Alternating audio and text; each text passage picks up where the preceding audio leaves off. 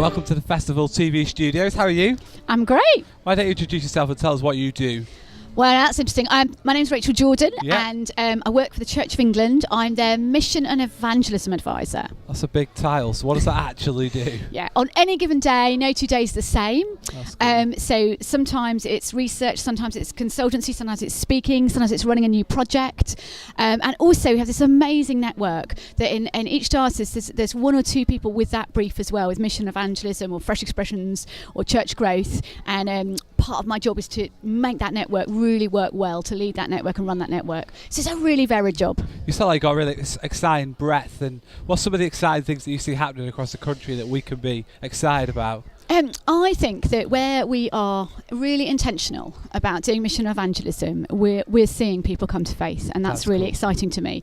That actually we've had this, if you like, we had a story of decline, a narrative decline for a long time, but actually alongside that we're getting a new story, and that is a story of growth when we're doing fresh expressions, a story of growth where people are, when they're intentionally actually trying to reach people, they discover actually there is a huge openness in the population for people to find out more about Jesus. And you're here at Cliff this weekend at Cliff Festival talking on the main stage. What are you talking about? So I think tonight in the schedule you've gone through Holy Ground, Yep. you've looked at Holy God, and tonight we're going to look at Holy People. And What does that mean? What does that mean? Well, for us? I think being God's holy people actually means that we're in Team God. We're That's in cool. God's team, and that's really what it means. Because when you're holiness simply means that you're being pulled out, called out to be part of what God is. If you like, He's holy, He's other, and we're pulled out, if you like, to be a people belonging to God. So I think in real simple English, it means God's team. And that's cool. And so I think that interesting, isn't it, how we hold that intention with doing evangelism mission? Because sometimes the church can be an enclave over here that's set apart and not get involved. How do your passion is in mission evangelism, how do you make both Well, work? I think What's your that's why I advice? chose the word team. If I'd said club, that's exactly what we could have been, God's club. God's club would be looking at themselves and interested in themselves. The reason we're God's team is the whole idea is that we're called out to bless everybody else, and we're called out basically to fulfill and carry on doing the purposes of God right now in our generation.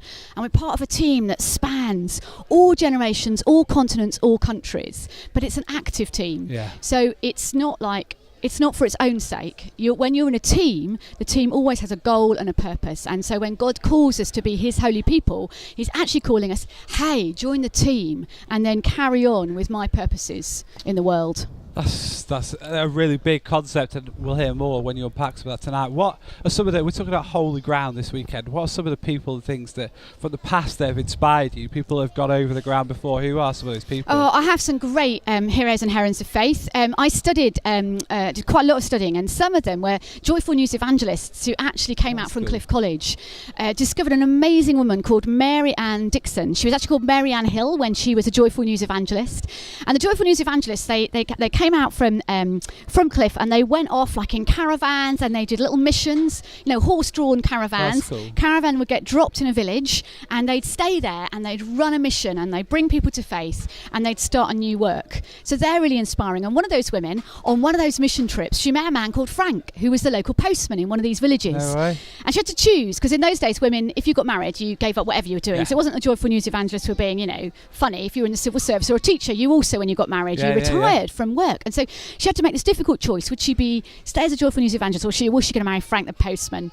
And she went back off and did a bit of mission, and in the end she was like, I really want to marry Frank the postman. So she married Frank the postman, and she lived in a place called Walkeren, and she ended up founding the Walkeren mission. Wow. And Frank, her husband, he would go around the village in the morning, and he'd chat to everybody and find out what the needs were in the village when he was doing his rounds, and then they'd swap over. He'd look after the kids in the afternoon. She'd go around and she'd pastorally visit all the people that she needed to visit that Frank had told her. So they were a great team, and they ran something called the Walkeren Mission. So some of those brilliant people who've gone before and really put this into practice. That's super exciting. We're really excited to have you here and see what God's going to say through you tonight. So thanks for coming by. We'll see you soon. Great, thanks, bye.